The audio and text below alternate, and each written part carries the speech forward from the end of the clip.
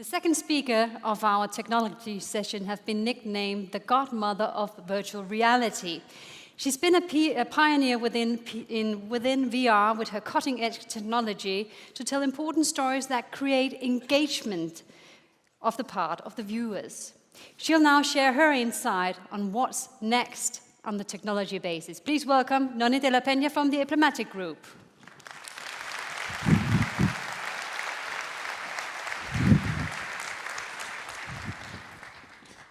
Welcome. Thank you.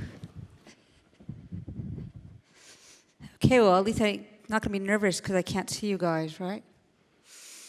All right. Are we ready to go here?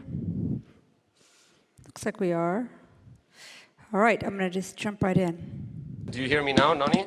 Mucho gusto, eh? Nice to meet you. Molt de gust. Yes. Hello from Los Angeles, California. Welcome to Barcelona. Benvinguda a Barcelona. I don't know, Nonny, if I could ask you to raise your arms. A veure si pot aixecar els braços.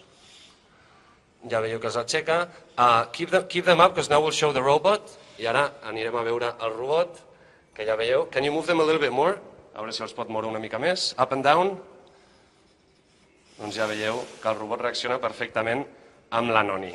Nonny, I'm ready to interview you now for a few minutes. Li farem una entrevista a la Nonny per veure què li ha semblat aquesta experiència. You're a journalist, ella és una periodista, i fa una estona ha entrevistat un científic de Barcelona. You just interviewed a researcher from Barcelona, but in a body of a robot. What was that experience like? So for me, it starts to feel very natural after a while. Occasionally, there's some problems with the eye movement in my head if I move too fast. But beyond that, very quickly, I'm there in Barcelona with you.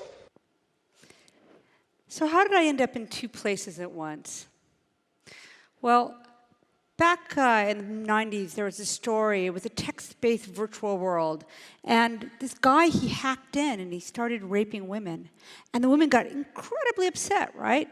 And there's this controversy about, well, why would they get upset about something with just a text-based space? It has nothing to do with their real bodies. Well, that was the start when we really began to understand how connected we are to our digital selves. Researchers Mel Slater and Maria Sanchez Vives call this rare, responses if real. So then we move on, right, until we get into goggle wearing. So with this guy here, he's got these goggles on, they feed into this camera, and he's seeing himself from behind. So they take a hammer, and they bring it down hard. Whoops, let me bring that back, sorry. They take the hammer, and they bring it down hard, right here in front of the camera. And he jumps, because he feels like he's where he's sitting, where he sees himself to be, even though his body's in front of him. And that kind of starts to clinch this idea that what we see even adds further to our sense of digital presence. We're hardwired to adopt these representations of ourselves as real.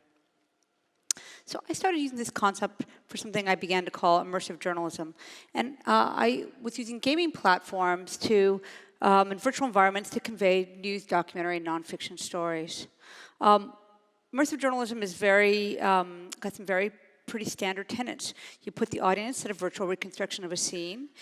It's made using regular journalistic techniques where you're finding video, audio, photographs, etc. And then you bring together the sense of presence. And you utilize, with that goggles, that feeling I was just describing to you, to make people feel like they're actually on scene, like they're witnessing the sights and sounds of a experience. So this isn't really a new idea. There was a female reporter from America, Martha Gellhorn, who called it the boots on the ground during World War II. Or sorry, the view from the ground of World War II. And Walter Cronkite was one of America's famous broadcasters, and he created a series of films between 1953 and 57. You are there. These Texians, as they are called, are Mexican citizens. Their province is part of the Mexican nation, but their difficulties with the central government have steadily increased. Now there is open rebellion. March 5th, 1836. The siege of the Alamo.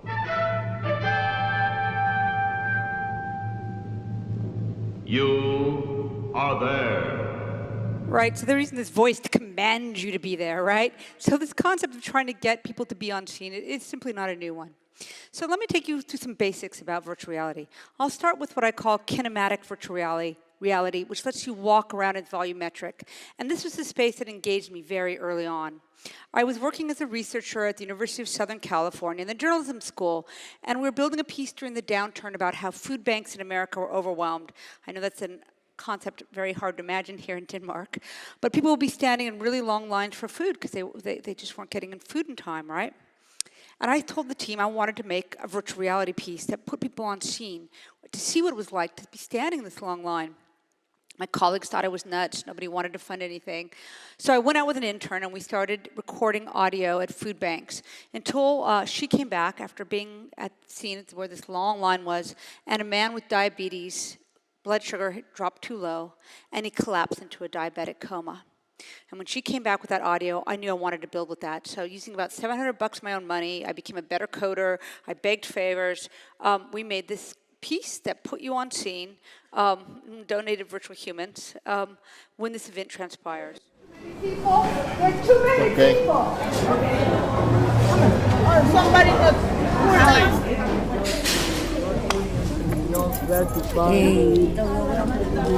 Okay, he's having a seizure. Okay.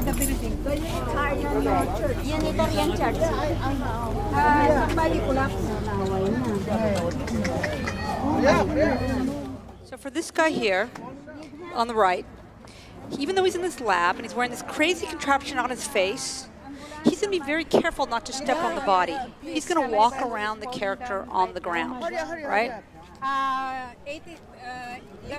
Looking at the people on the cell phone. He's in that space with them, right? And here's the interesting thing. People always report to me that they feel that they're in two places at once. He knows he's in that room, but he also feels like he's on that street in Los Angeles with this guy who's having a seizure. And that's really what the key to this is. So that piece got into the Sundance Film Festival for January of 2012. But the problem was we only had these really expensive pair of goggles called the Wide 5. They were a $50,000 pair of goggles. And the head of the lab was like, no way are you taking those with you. So there were a few of us hanging around there, and we had to cobble new goggles. Some of you might recognize the name Palmer Luckey, who's got his face in that gold headset. But we show up with goggles looking like this, right? But what happens? Like, it's opening night. I have no idea how people are going to behave. This kind of piece has never been done before. Oh, you're crying. You're crying. Gina, you're crying. So you can hear the real surprise in my voice, right? But this happens over and over and over again. People trying to touch the seizure victim, speak to him, take care of him, and it really blew my mind, right? So take another look at those goggles that we showed up with.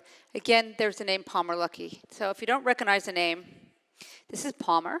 9 months after that, when he was sleeping in my hotel room, carrying the, crash there, carrying equipment, driving the truck back with kind of like the intern, he starts something called Oculus Rift. 2.5 years later, he sells his company for $2 billion to Facebook and ends up on the cover of Time magazine and ends up giving Time magazine the most memed cover of its history.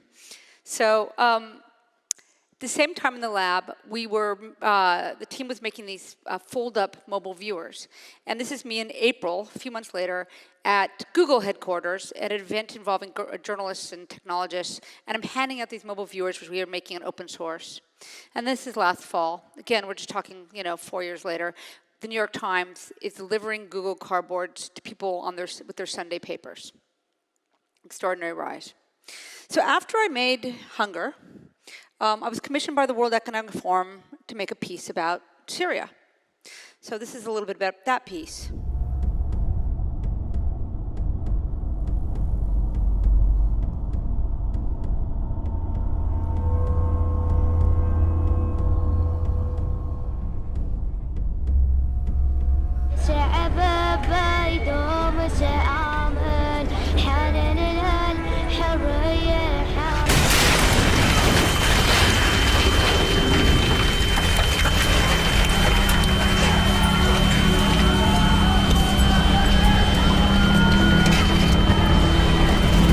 That was a big budget increase for me when we were at $35,000 now. instead of $700. But to give you an idea of the kind of work that we do to really make things accurate, this is a blueprint, a Bible, in which we really divide up all the scenes. Here's a little bit more of a close-up just of the explosion scene itself. And you can see how carefully we try to reproduce in the virtual world all the different elements that are mirrored in the physical world. So similarly, we tried to create models that resembled the children's faces. And again, this has moved so fast that a lot of these technologies I'm going to talk about in a minute are become easier and easier to do. But at the World Economic Forum, we had Peter Gabriel or John McCain, and you can imagine the type of leaders there, and of course, the amazing Syria contingent. So here's the next interesting part. We were invited to take it to the to the London Victoria and Albert Museum, one of the world's most renowned museums. But they didn't advertise it. So anybody who happened to come through just saw us with our crazy cameras and you know, this reindeer lit up headgear. And yet, after I guess it was about 5 days, we ended up with 54 pages of guest book comments. And I was told by curators they'd never seen an outpouring of commentary like that. And it's just, you know, absolutely believable, quite frightening, absolutely fascinating, a real feeling as if you're in the middle of something that you normally see on TV news, right? Which is, the journalist is incredible. But we don't always just do emotional human rights work or like investigative stories, because news business, we do all kinds of fun stuff as well. We do a mix of stories. So this is another piece we did that were commissioned by Standard Chartered Bank, and we've had a lot of F1 themed things here today. So Standard Chartered brings their clients to the racetrack at the Singapore Grand Prix, and we built a VR piece that puts you in the at the pit crew, and then you got to drive the race car, right? But just as just to give you an idea of the experience for this kid. I get in the car. Whoa! What happened? So cool, right? So that's like give you an idea of the we really passed the test. So then we also did this thing where when you reached to drive the race car, you got into this. We had a virtual race car, but it was matched, tracked exactly. And when you got into the virtual race car, it mirrored the virtual world.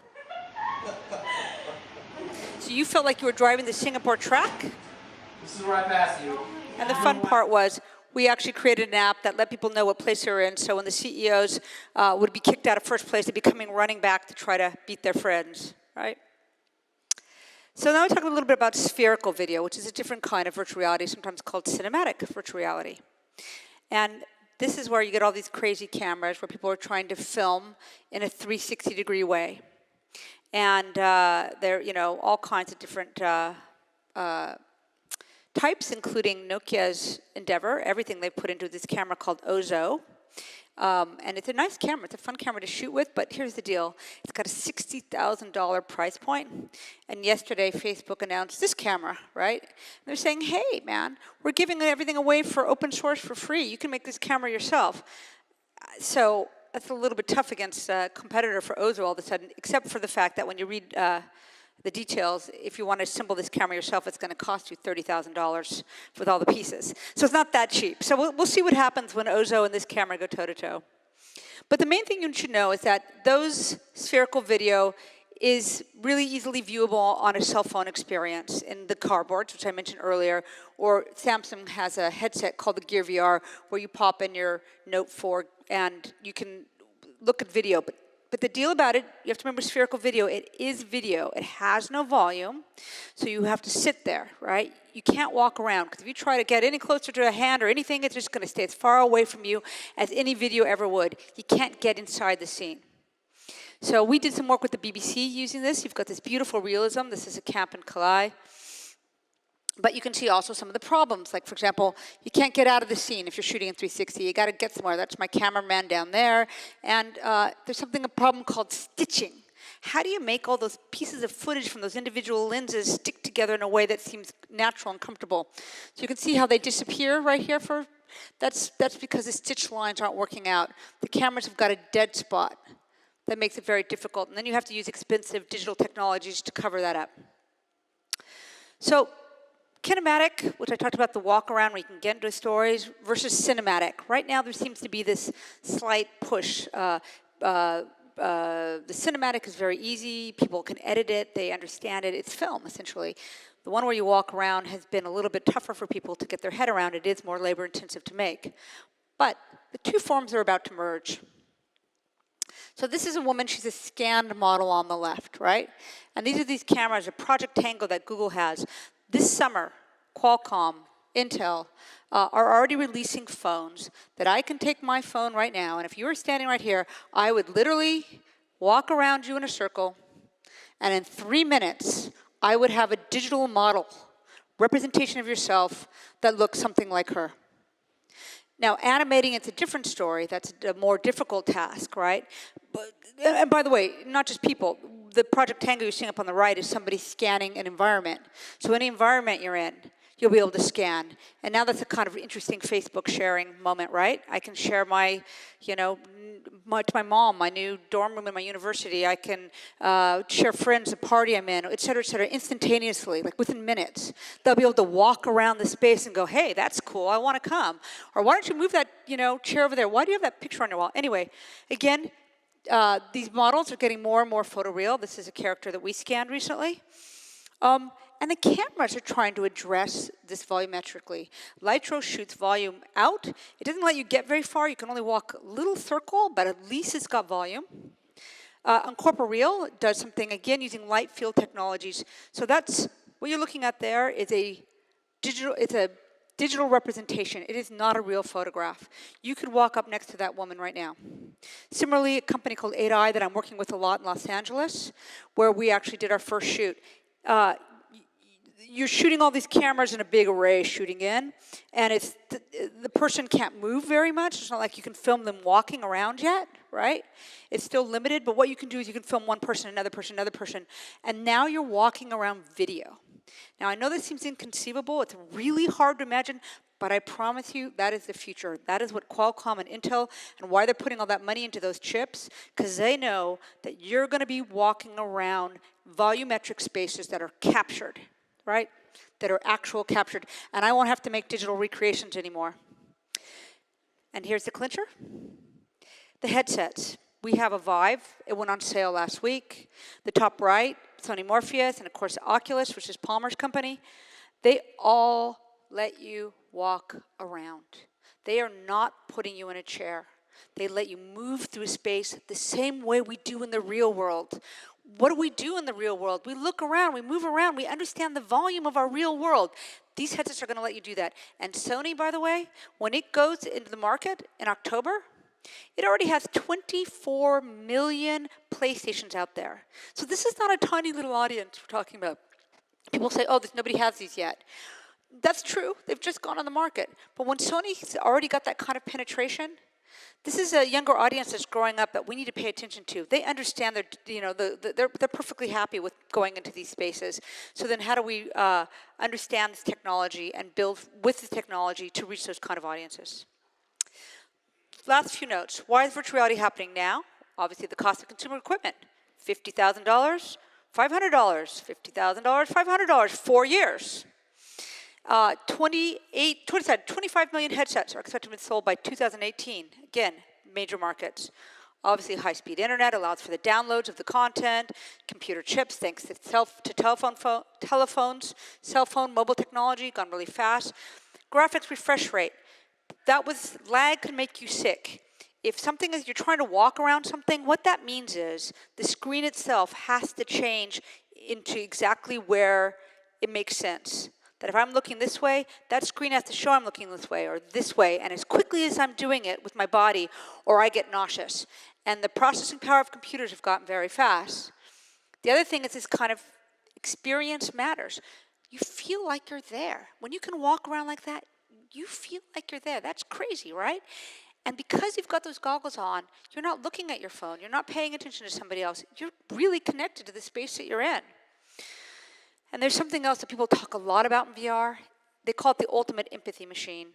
You really connect to the people that you're around and their stories because you're there. And what does that there mean? I don't know. Sometimes I think my 12-year-old son said it best when he said, well, you feel really connected because you're in the middle of something where you feel like it could happen to you too. Virtual reality is applicable to multiple industries. Obviously gaming, which is what goes to everybody's mind first, but there's been tons and tons of film work. Sports. If you don't know what esports is, you better check it out. Esports is this amazing thing where people come to witness other people battling in sports, and it is massive. Go home and Google a little bit about that if you know anything about it. Retail is obvious. Medical, everything from, there's a lot of work showing that when you're in virtual reality, for the kids, burn victims, when they go to change their bandages, the pain relief from being inside a virtual world is better than morphine. And then also tons of training, lots of mistakes they're finding have been eliminated by getting the kind of virtual training where it feels more hands-on, when it feels more real, and you get a memory in your body as much as in your mind, right? That's what VR allows. Ford, for example, is using it, and they're finding they're having less errors, when they're on the assembly lines. And education is a no-brainer, right? And we do news and entertainment. We've been working with major brands like Al Jazeera, New York Times, Fusion, and more.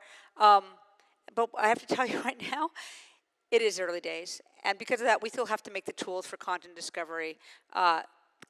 Otherwise they just simply don't exist yet. So I don't have to make goggles anymore, thank God, but we still are making other stuff. So that's kind of where they're end of it. And I'll just leave you with a quote from Mark Zuckerberg, which says, "This really is a new communication platform. By feeling truly present, you can share unbounded spaces and experiences with the people in your life." Thank you very much.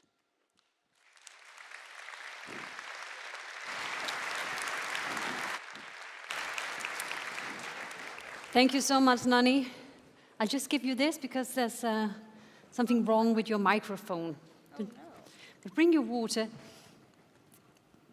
and join me over here. Nonny, you shortly described this during your presentation. I read somewhere that the analyst predicts that wearable electronics will be an $18 billion industry by 2019. That's the same amount as the entire global airline industry will make this year. This is huge. How would you recommend the audience to prepare for that? Well, the first thing I would say is try to stay open-minded, right? Because it is not just going to be the purview of gamers. There's many, many ways that this can be utilized.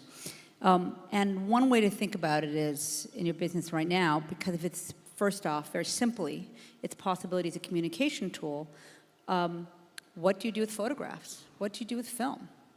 So virtual reality can take that next step for you to communicate to people and get your message out and help people understand more deeply what your business is about. You mentioned your intern, Palmer Luckey, the founder of the VR headset, who landed this deal with Facebook, a $2 billion deal with Facebook. Good job. But what sort of difference has that deal made for your work?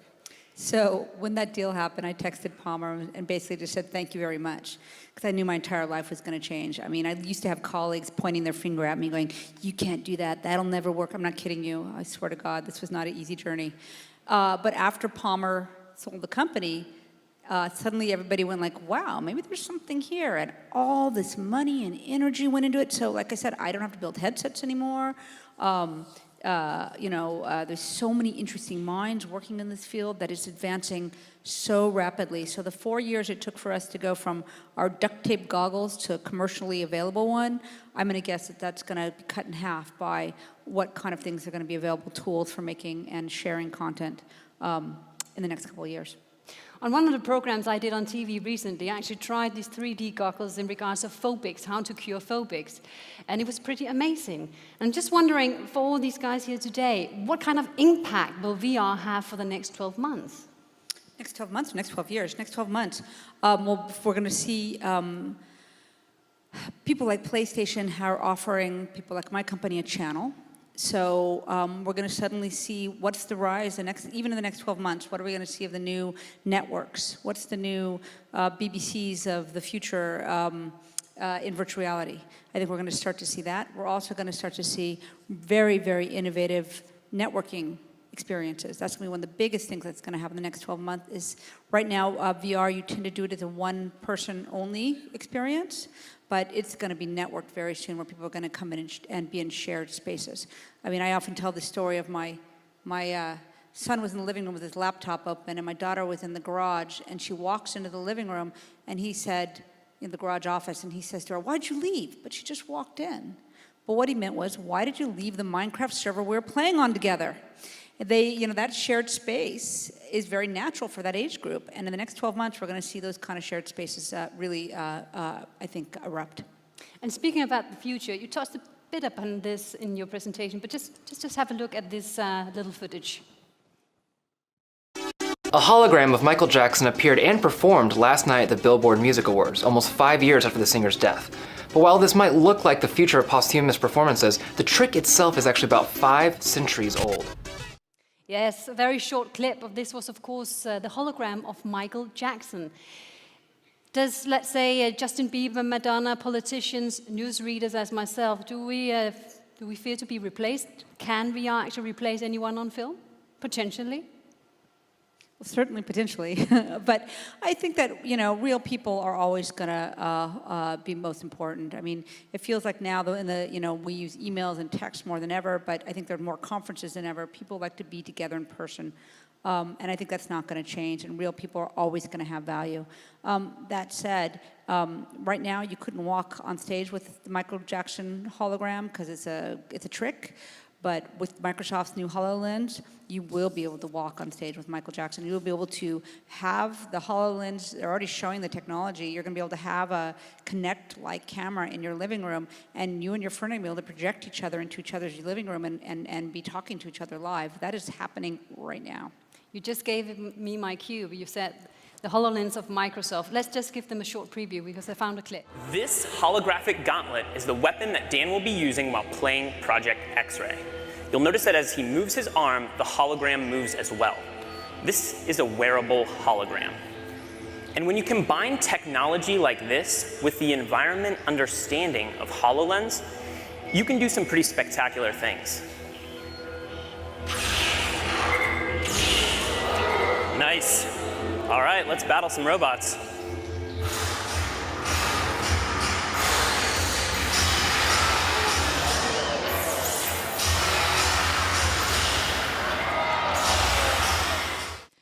Well, yes, that looks quite amazing. I imagine all our kids doing this at home in the living room. Of course, I see the potential in regards of, as you said, Sony and playing on your PlayStation and so forth. But I'm just thinking in regards of information, in regards of news, where do we draw the line what's real and what's perceived as real? So I do say that there's no doubt that this technology will be used for propaganda. We've seen it with posters, texts, photographs, videos. So that's going to happen. And I think this is an important issue. How do we teach critical thinking to our audiences when they look at virtual reality news stories that seem so real? In 2005, there was a really interesting study where they took college students and they showed them a web page, and it had a newspaper typeface, the font at the top. And they asked the students, whether the information was true or not. And the students said, of course, it's a newspaper. But 10 years later, I think if you ask students now, they would say, I don't know, I'd have to figure out what that's real or not. They've developed critical thinking about the web. I hope it doesn't take that long with virtual reality. We do have to understand that it's a very powerful medium and that it can be, of course, abused. In regards to the Oculus deal, that means the consumers can use their, I think it's about $300 headset to play free VR games on Facebook. And Facebook have product placement in the game. So this is, of course, a way to make money. Your headset, though, costs a lot more, and product placement might be much more difficult. So how will you create value? So our headsets were made out of necessity, again, kind of like the tools we're making now, although the tools we're making now can be made and then shared very easily versus the headsets, which were labors of love. Once Palmer did the Oculus, they created a sit-down Oculus because tracking was so expensive. I used to travel around with $100,000 worth of equipment so that you could track the headsets, and that's why we used to spend thousands of dollars on our parts. But now that I can buy an Oculus or even better, the Vive, which is here with us outside, if some of you saw, we're doing demos on the HTC Vive, which went on sale publicly this last week. It's got 2 little cameras and 1 headset. And even that headset, it's kind of like the old cell phones, those big, huge, blocky cell phones. Well, pretty soon they're going to be very light little glasses. And I don't have to worry about the hardware anymore. I'm working on content and tool sets for people that I can share and license very readily. We've seen the increased use of sensors, radars, cameras, drones, and so forth, impact upon other technologies. If you should say what would be, let's say, the main focus on what kind of technology you see having the biggest impact on the way we do business in 2016 and in the decade ahead, what would you say that would be? So I think that the virtual reality is going to have so many different avenues that are going to be applicable to so many different technologies, and so many different industries, as I pointed out, that for business to put your head in the sand and say, well, this is for kids, that's really the scary part to me. That in fact, this can be utilized for so many different ways and already is, and we're going to see that great presentation on ASOS did talk about the fact that he could reach so many more people so much more quickly.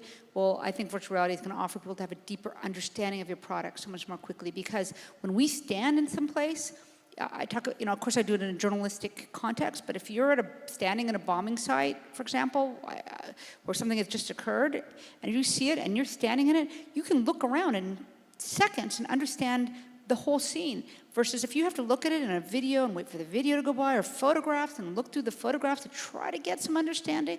It's that kind of speed in which we're going to be able to see understanding of people's products, of what they're trying to share, do, sell, etc. And I think that's going to be the biggest impact. So the pace of it is kind of unbelievable. It's difficult for us to understand. And what would you say are the three, let's say, the three main misconceptions about technology that you experience among companies? So there are three things I think people will talk about. One is that, again, the number one thing is it's just going to be about gaming. I think that's completely,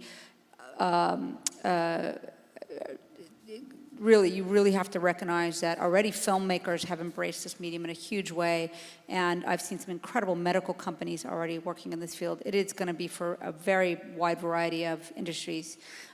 Secondly, there's a question about ethics. People always ask me about, is it ethical for me to put people on scene and have them, be there because I've forced them to be there by putting them in a world? And I think that, in fact, is something that people go into these spaces with their eyes wide open, and they're interested in the experiences. And thirdly, I think the other thing that I'm hearing a lot from people right now is, the penetration's so small. Like, why is this a big deal? Nobody has these. And when you know that the headsets, like $1 million orders, happen within 10 minutes, and then people go, well, it's just a novelty. And then I say, well, put the headset on and experience it. And then they have that after experience. I've had many venture capitalists tell me that the moment they took off the headset and understood the power of this medium was when they were ready and willing to start writing checks. Right now, we see kind of a battle between three giants. We have Microsoft, that we just saw here, Google, and Facebook. They're not only making heavy bets on VR, but also on AI, artificial intelligence. They harness a lot of data to offer services in order to make money in new ways. I'm just wondering, where do you see computing and communicating will go as a result of this? Yeah, I have a friend who did a piece called "Convince Your Computer That You're Human," right? It's flipping it on its head that, it's the chatbots, for example. Yes. Yeah, exactly. That if you quantum computing is getting so good, that how are you going to actually convince your computer it's you, the human, talking, rather than us worrying about is a computer acting like a human? I mean, that's a little bit of a draconian worry, but the power of quantum computing is going to open up an incredible shift and change. And we're just beginning to understand its power. But that said, I'm very much an optimist. I think that technology, of course, is going to have some consequences which none of us can imagine at this point. But in general, I think it really does bring a great amount of good into the world. And I can remember it seems like, again, yesterday when we were designing stuff for the iPhone, and people were saying, well, forget it. They don't have those in Africa. Why? You can't, that's not going to be good enough for worldwide penetration. You don't have the numbers. And everybody would laugh at that now. And this is back when I was in 2008, when I was back at USC working on journalism apps. well, you know, I hope that you don't make the same mistake here today, thinking about that virtual reality. It's really got a long way to go. So you're the godmother of virtual reality. Of course, you see the big potential, and you just explained it to us. But you also mentioned worry, and by the wonders of technology, they cause worry. I just read that Stephen Hawking, Elon Musk, and Bill Gates, they really warn about artificial intelligence. And I have a little quote here, and it's from Stephen Hawking, the scientist. He says, "Success in creating AI would be the biggest event in human history. Unfortunately, it might also be the last unless we learn how to avoid the risk." Do you share the same kind of concern where they talk about a kind of Matrix or Terminator world? We could turn those movies into documentaries in the long stretch. So there's this wonderful Harper's articles and images from the late 1800s when everybody was first looking at 3D, had little 3D cameras, goggles they were using. They were just looking at photographs, the 3D photographs, and there was little goggles. And the images are hilarious. They're like, nobody in the family's talking to each other because everybody's got the goggles on, and even the dog has them on. Or, another one, like a man is, in the goggles and his wife is having sex with somebody else in the back room and he doesn't pay attention because he's got the goggles on. So this is more than 100 and whatever it is, 25 years ago. These fears about technology continue to repeat themselves. You hear them all the time. There's a lot of that actually on books. People thought the penny novel was going to corrupt society forever. So I just don't, buy into that kind of worry. I think that, again, there'll be some things we cannot imagine, but I would suggest by the time that we're able to actually achieve those kind of advances, that we also will have a lot deeper understanding on how to work with them in a way that's positive rather than negative. But as you said in the audience, you look at us talking here and seeing your presentation, you say, wow, it sounds amazing, but how can I really use it in my line of business? What would be your advice to actually maybe think differently if you want to think about VR as a business possibility? So, that's one thing I often am really quite good at, is being a translator, because people think that it doesn't really apply, because often I show the content pieces. But for example, we're working with the Wells Fargo's innovation team now to think about how do you do spatial data visualization, right? How do you do better customer service? How can people engage more with actions like saving or in some way that make positive effects in their lives? So again, we don't experience the world in a 2D page or even in the box of the screen. We experience the world with our whole body, with everything around us, and we should be experiencing communication in the same way. And so I would suggest that as a business leader to think that that we, I even laugh because I think about everybody looks at that Minority Report and he's sliding data around, right? And it seems all futuristic. But what he's sliding around is this square little page, right? He's not thinking about data in a much broader, bigger, spatialized way. So that's something that you have to kind of push aside, like, we don't need a chart. You don't need to put a chart in a virtual world. That's not going to do you any good. What you need to do is give people an understanding of what the data means. So if you want to help people understand what your business is and how they can, why they want it, and how it can change their lives, and how it can be helpful, and what are the things that you're focused on, virtual reality offers an opportunity to communicate that, and that's really unparalleled. So if we look a bit ahead in the future, let's say 12 years from now, how do you imagine that VR will be a part of our daily life? Can you describe a picture for us? Yeah, so I think the one thing will happen for sure is virtual reality and augmented reality are going to merge. So, and here's the difference.